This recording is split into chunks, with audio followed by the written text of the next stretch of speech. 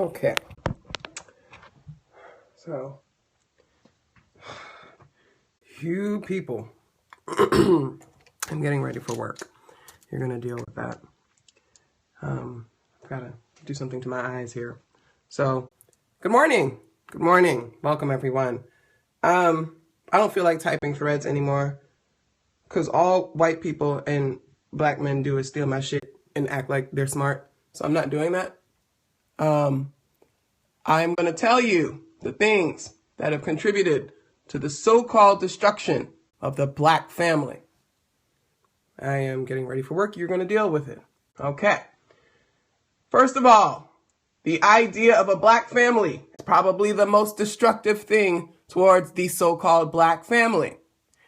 The notion of family is rooted in a Western heteropatriarchal idea that it is a man who is in charge, his wife who is his subordinate, and their children. That is how people have come to define family in this particular argument, and it is oppressive bullshit. Family exists in many different manifestations, particularly among black people who have had to endure colonialization that has disrupted our ability to build our family structures, and we've had to make do with what we've had. Also, before encountering colonialists, that was not the family structure. Families consisted of way more than just a man, a wife, and children. If you motherfuckers would read a book every now and then, you might notice that. Might be something you learn when you're studying blackness, pre-slavery, right? I know a lot of you don't like to do that. I know a lot of you struggle with that. But I'm encouraging you to do so. Okay, so the most destructive thing facing the black family is the idea of the black family itself. We have got to expand our idea of what black family means and work from there. But as long as we are working from this idea that the man is the one who's in charge and the women and children are supplements, we're already doomed. But let's go along with that bullshit. And let's think about that. Okay, we want to say that that's what the black family is. Let's look at the ways in which that particular structure has been harmed over time. Okay, first, let's start with the kidnapping of people from the continent to be forced into labor and sold as slaves or enslaved people. I try not to use slaves anymore because it deprives people of their humanity. We had greed and corruption, the lure of new things and possibilities, and that came together to form this trade that harmed people. You should know a little bit about the Middle Passage and the transatlantic slave trade. If you don't, please, again, go read a book. Okay, that began to destroy families. Then we have the institution of slavery in the Americas. Now, when I say the Americas, I mean all of these Western countries that participated in the enslavement of African people. Okay? It actually happened in places outside of the Americas because the entire world agreed that black people from Africa should be enslaved for the purposes of labor. But let's focus on the Americas. All right, the institution of slavery. We all know what happened there. Many of us don't know some things because it has been sanitized and whitewashed over years, but it's important for you to understand that torture, rape, psychological warfare, physical warfare, legalized and sanctioned abuses of black people led to people being unable to form and maintain the bonds that we would define as family, right? Couldn't get married legally. You were told that you were living in sin because you were not getting married. So they forced Christianity onto enslaved people, which we'll get to as another destructive piece of the black family. They forced Christianity onto people and then told them that they were inherently bad Christians because they denied them the rights to live according to what they said was God's will. Marriage was one of those. Okay? So you tell black people they can't get married and tell them that they are perpetually living in sin. That kind of begins to destroy the mentality of what family is, right? Okay. And this will show up again in the 1940s to 1970s when I get there. All right. Then for people who manage to find love, right? Manage to figure out love amidst all of the psychological warfare and terror, they manage to figure out this is what love is. This is what I feel for this person. This is the affection I have for this person. Savage barbarians that owned them, white Americans, made it so that they would lose those bonds because any kind of bond between people that cared about each other could lead to resistance. And so children were sold away, couples were separated, and all those kinds of things. And what began to happen to black people is that they began to see family through the lens of destruction. All right? There's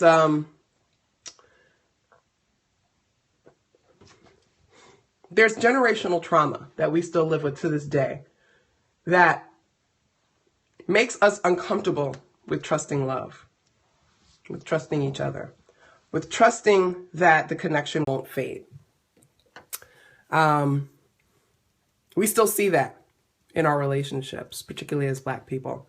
And it derives very much so from that type of psychological warfare, that fear of this person that you love being taken away from you. So you'd rather not invest in that family kind of feeling and that loving feeling.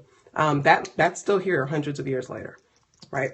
Has nothing to do with the fake Willie Lynch, has nothing to do with the bullshit letter that a lot of you who are content to remain ignorant actually believe is real. It has nothing to do with the so-called fake ass meeting that never happened in which people plan to do this. No, this was destruction of black life over centuries. This is people who wrote into laws that we were not allowed to be considered human beings, that over time, laws influence society, society shapes laws, and that reciprocal relationship, that duality of law and society had the most destructive, detrimental effect on black people and our so-called family structures. Okay. Let's fast forward to emancipation. All right. After emancipation, what were the job options for black people who had been for centuries free labor? They could leave and try to make it out on their own in places that would continue to discriminate against them because they were black, or they could stay on the plantations and try to scrape by as sharecroppers to get a few coins, right, to cover the work that they were doing. And what happens when you don't have money? You can't really provide for a family. So why have a family? Why procreate? Why get married? Why try to come together when you can't take care of more children? Infanticide was a thing. Suicide was a thing. Killing your partners, your wives was a thing. It happens today. Because patriarchy says that you're supposed to take care of your family. And when black men were denied the opportunity to take care of their family, it was either leave the family or get rid of the family. And unfortunately, both happened. More the former than the latter, but it happened, right? Okay. Just want to make sure that we're clear about that. All right. Then let's start thinking about the 20th century.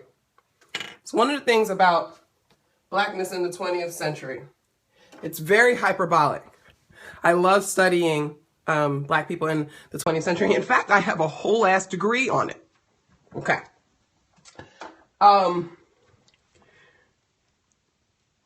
We like to romanticize the Harlem Renaissance, right? We like to look at it as one of our career, like our shining moments as black people, right? We like to think, hey, the Renaissance, it was all this art and it was all beautiful and all this stuff like that. First of all, a lot of black people were forced into passing during that time. They were passing as white. So a lot of the things that were happening that black people were doing haven't even been credited towards black people because folks thought they were white. The other part of that was black people were building these art collectives and working together, but they were doing so often underground. They were still denied access to, mainstream clubs and venues and publishing houses and all these other things. And we still managed to do that. But part of what that culture fostered was a culture of hiding and the performance of family almost became hidden in ways, unless that performance of family could actually mimic and mirror what was happening with, white people. It had to be up to their standards, right? Okay. Black men were trying to find jobs. They wanted to work. They wanted to take care of their family. We start seeing a lot of migration, not just across the country, but from other countries. Around the 1910s, 1920s, we saw one of the first surges of Caribbean migration. And that was the particular migration where many of those people assimilated. So you got the Du Boises and the folks like that who are actually Caribbean folks, but get attributed as being American scholars, right?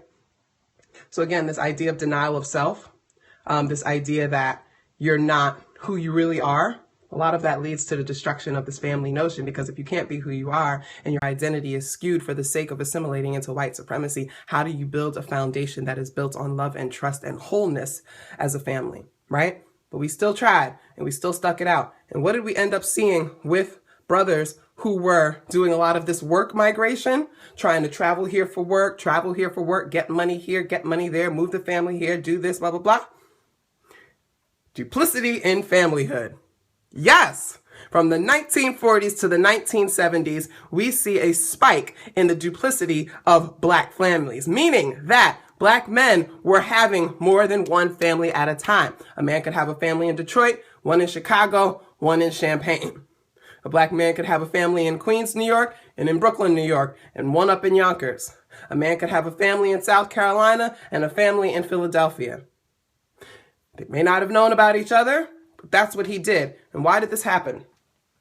Let's go back to what I said about taking family away, right? Hold on, I'm still getting myself together because this is what I do every morning, and I can't find what I'm looking for. Okay.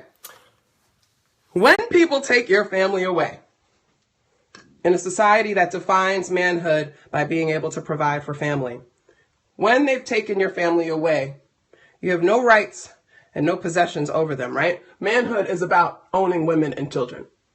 Full stop. 2016, understand that a cornerstone of manhood is about owning women and children and controlling them. If you do not have a woman in your possession, if you do not create children, you are not a real man. This is why gay men are attacked as they are and other people, right? They took children away. What happens as a response? A psychiatric, psychological, sociological response to centuries of having children taken away. What might somebody do? Anybody? Anybody want to weigh in on that? He might feel the need to have as many goddamn children as he possibly can. Right? Philadelphia, for the 1820s, the average lifespan of an enslaved person was 21 years. Black people were not living long, okay? We were afraid of death. We were afraid of not leaving a legacy. We were afraid of not being known. We were afraid of dying out. We were afraid that we would be forgotten. And what you end up seeing in the 1940s to 1970s is Black men developing these families, acquiring as many women as possible as a direct result of having those family members taken away from them, having their wives taken away, that fear of a wife being taken away, I need a backup, a fear of that wife leaving because I can't provide, so I need a backup, right? And I need to be able to perform manhood in a way that shows the world that I can provide. And the more families I'm providing for, the more I feel like a man. Where is it written in stone that having a family defines manhood? Brother, I'm going to encourage you to, one, not interrupt, and two, take that to Google and start researching family structures, gender identity, gender theory, the history of the whole world. And that's the only time I'm going to comment on what's being said here, because one of the most frustrating things about having these conversations is that I'm bringing a gun to a fight when people are showing up with cotton puffs. And it's hard, and I'm not trying to be disrespectful, but I understand that your understanding of history and knowledge, your knowledge base is not mine. And so I cannot spend a lot of time really parceling out what I consider is basic remedial 101 kind of stuff. So if I'm talking about the complexities of Black familyhood and you're asking me where is it defined as manhood having a family, then we're not on the same level and we're not having the same conversation. So I need you to kind of take that upon yourself to go and read and learn more about how globally and historically manhood has been rooted in the idea of wealth and family and possessions. Please do that. Okay? So,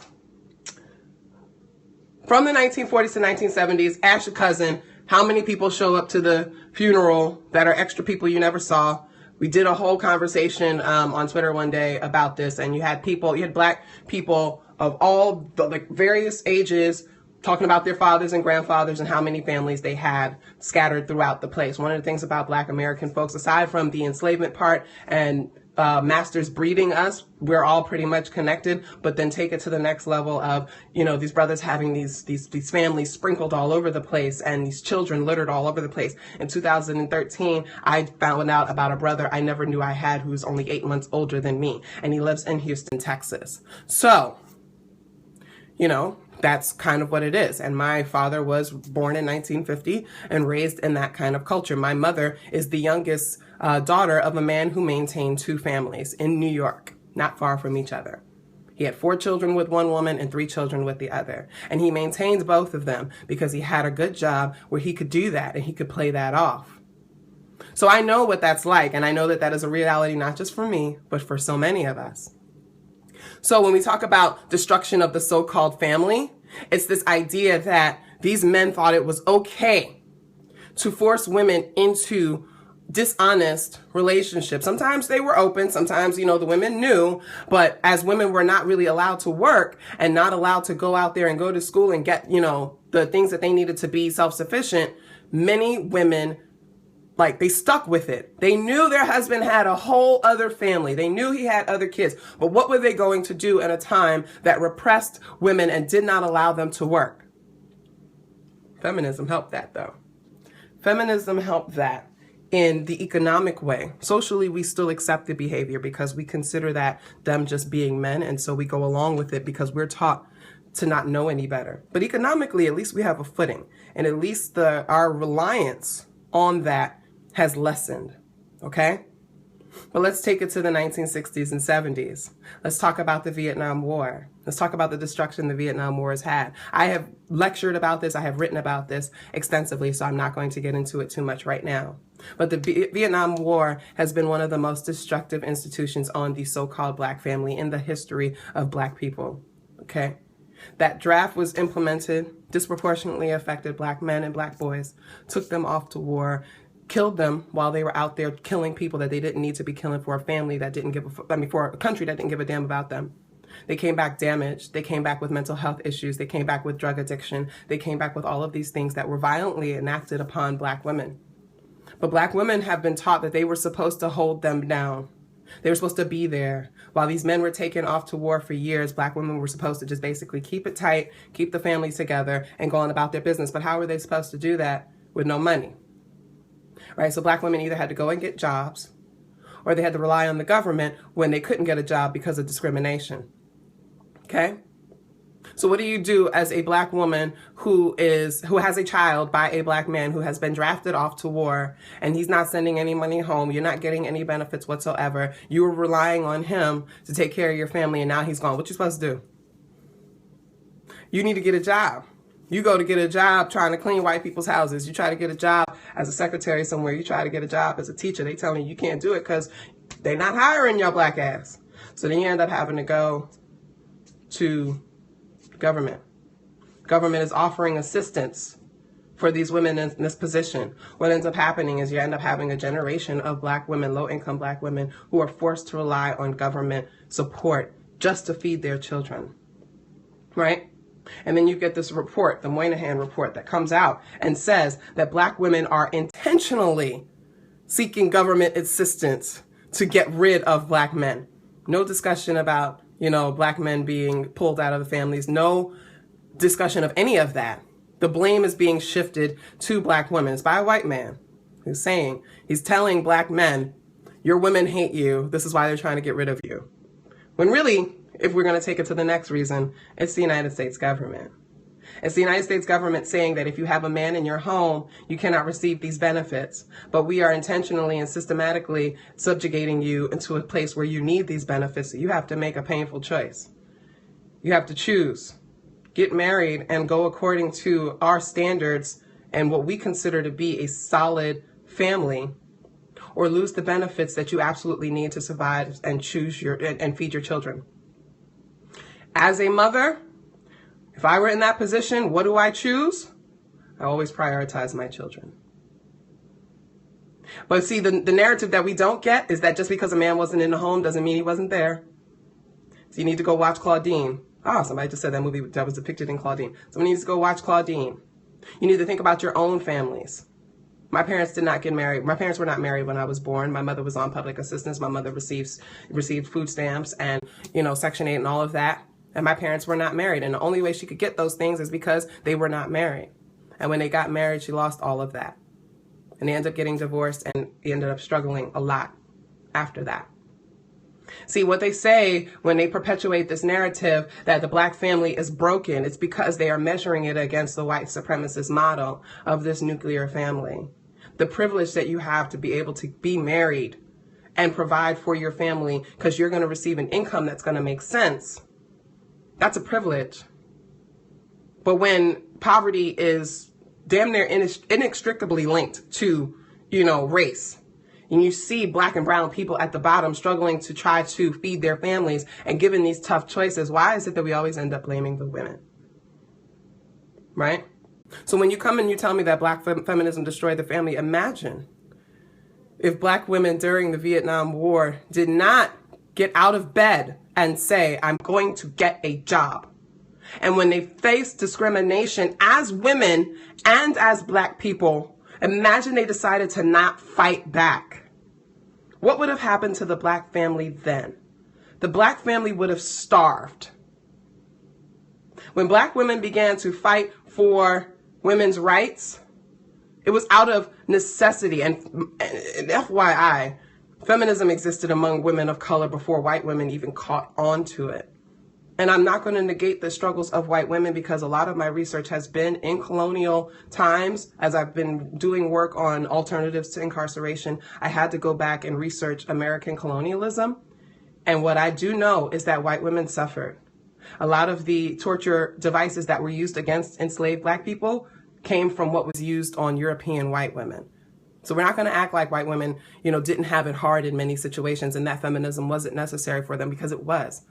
But we're also not going to act like feminism didn't exist in communities of color before that. We're not going to exist, and we're not going to act like it that, in tribes, in various tribes and indigenous people and indigenous cultures, not only in Africa, but also in Asia and the untapped America, that they didn't govern by feminist principles. We're not going to act like that. We're not going to give white women that much credit. Okay? But what we are going to do is we're going to acknowledge that black women have always and consistently done what has been necessary to take care of their families. And if we want to talk about the so-called destruction of the black family, then we need to look at William Julius Wilson, who wrote in The Truly Disadvantaged, and he talked about the impact of economic stratification on the black family. And he talked about the influence of these kind of patriarchal norms on black men. And what William Julius Wilson said, and you have to go read this book. You have to read this book. It's essential sociological reading to understand the conditions of blackness right now. He said that when black men were faced with the daily challenge of waking up and being unable to perform manhood by means of providing for their children and their women, they began to develop this like looming depression and this sense of failure day in and day out, waking up, no job to go to, can't provide my family. I got to look at their faces. I got to look at this. I got to look at them hungry and all these things like that. They couldn't deal with it. The other part of it is that they began to consider themselves liabilities. Because here is this woman who is going out and working, and the little bit of money that she's making, she's bringing it home, and it's got to feed her, it's got to feed the kids, and it's got to feed me. So a lot of them left, seeing themselves as a burden and seeing themselves as being unable to be real men according to society. They left. This is not something made up. This is sociologically studied. This is a phenomenon that happened in the second half of the 20th century. All of the data and research points to this familial flight as a direct result of being denied the ability to perform manhood according to white men's standards. If you want to talk about what destroyed that family, we need to always go back to white supremacy. You need to stop blaming Black women who have decided that they want to do the best for themselves and their families. In fact, that should be encouraged. Because when Black women and Black children succeed, the whole community succeeds. Unfortunately, when Black men succeed, that doesn't trickle down to the rest of us in the way that it should. So the other thing that I want people to stop saying is this idea, they think that white women equals white feminists. And I keep seeing this a lot.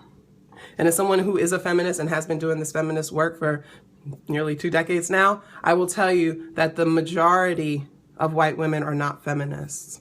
Someone said, get a job. I have like 4 jobs, but okay. Who said that Black women are being blamed? I'm going to block you because you're asking a stupid question. People blame Black women every single day. That's the conversation that's happening on Twitter right now. I'm not going to go into that. Okay. Anyway, white women are not all feminists. Stop equating white womanhood with white feminism. We know this for a fact. The feminist movement fights so hard because we're so few in number. There's so few of us that are willing to stand up and say, I am a feminist woman, because we know that that is met with violence. It is met with terrorism. It is met with abuse. It is met with harassment. It is met with every possible negative thing that a woman can experience just for saying, I am a feminist and I believe that I have the right to equality. This is seen globally. This is in every single culture, every single race. Any time that a woman says, I have the right to be equal, she is met with violence. So it's very difficult to be someone who is a feminist woman. As I'm writing this, and you can see the comments that are coming up already, I'm speaking these things as a feminist woman, and people are denying that, and people are being violent and abusive, and they are doing those kinds of things. They cannot help it. They can't help seeing a woman who understands the history of the world, who understands sociology, history, science, technology. You know, she's smarter than them. She actually understands and can contextualize and understands nuance. They hate that. And so it's met with violence. But I'm going to keep talking because that's what I do. And I'm smarter than you. The problem is that we look at white women and equate them with feminism. And then the brothers who come against us and say that we are just shucking and jiving for them. These are men who are liars. They are actually lying. They're pathological liars. They're liars because nothing they say is true. They don't understand feminism. They don't understand anything about various feminist movements. They don't understand the history of feminism. They can barely spell feminism. They can't pluralize feminists. So why are we trusting them as being authorities on what feminism is? Go look at Gloria Steinem. You haven't read anything by Gloria Steinem. Shut up. Go look at Margaret Sanger. You haven't read anything by Margaret Sanger. Shut up. You haven't. I'll tell you to go read Kimberly Crenshaw, Patricia Hill Collins, Bell Hooks, and Ida B. Wells, and Fannie Lou Hamer. I'll tell you to go read Sojourner Truth, but you won't. Wilma Mankiller, you won't. You don't even know who that is. You won't look into these people. You won't look into these women because they do not confirm your bias. And your bias is rooted in your own disenfranchisement because white supremacy has subjugated you so much. And you know you can't fight white supremacy, so you turn to the nearest thing that you can actually fight and you can actually feel like you have power over, and that is Black women. But see, the Black feminist women will continue to speak, and we will continue to fight for everyone's right to equality and equal access to resources. Okay? And I'm saying that because, as Jamila Lemieux said today on Twitter, we are anticipating an uptick in violence against Black women as a result of this election. We are anticipating that the increased level of disenfranchisement against Black men will directly result in harm for Black women and children. We know this. Again, we can go to the data. We can see every time white supremacy rears its ugly head, we see the incidences of violence against Black women and children increase. We're scared. We're scared on various levels. We have to deal with racism, we have to deal with sexism, we have to deal with oppression inside our homes and outside of our homes. And we try to keep fighting. We try to keep telling people, trying to teach people, trying to share things, trying to get people to think differently, because we have to survive as a people. And the only way we're going to survive as a people is if we empower all of our people. And empowering and exalting the Black man and centering him only does not work for us as a whole. And when people try to deny, or they try to say, that really annoying, let's stop the gender wars and we all need to come together. There's no war.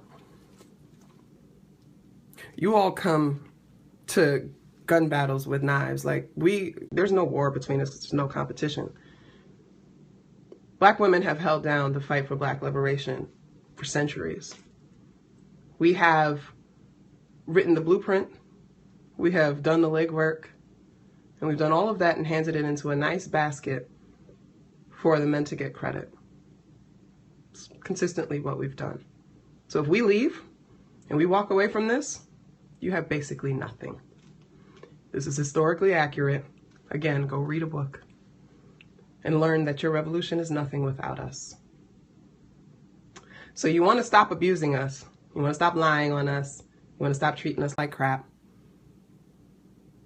And you want to start respecting the fact that we are human beings and we have a right to equality. We have a right to make the same decisions in the family as you do if we choose to be with you. You have to start acknowledging that family is not just man, woman, and child. There are people that want it to be man, man, woman, woman, trans, trans, non-binary, non-binary, man, woman, woman, woman, woman, man, man, man, whatever it is, whatever family looks like, that's what we're going to create, and that's what we need to think about strengthening. But when your argument centers Black men as the key to the Black family and sees Black women as an attack on that, what you're doing is you're upholding white supremacy and racism. You're buying into the same lies and the same rhetoric that denigrates Black women on a daily basis. You are agreeing with white supremacy like 13% of you did in this last election. I'm just saying. Black women marry white women at more than twice the rate that Black women marry white men. And you know what some Black men will say about that? It's because white men don't even want you. That's what you'll say. I can open my clothes. You're not paying, so why would I open my clothes? You're not offering me money. Doesn't make any sense. You want to see this? I have a PayPal account. That's how this works.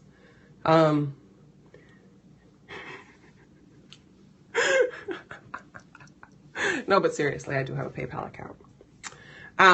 But yeah, so those are some of the things that have destroyed the so-called Black family. And the primary thing is that we have the most white patriarchal supremacist notion of what family is, and we let that guide us. So yeah, such a feminist. I take that as a compliment. But y'all take care. Have a great day.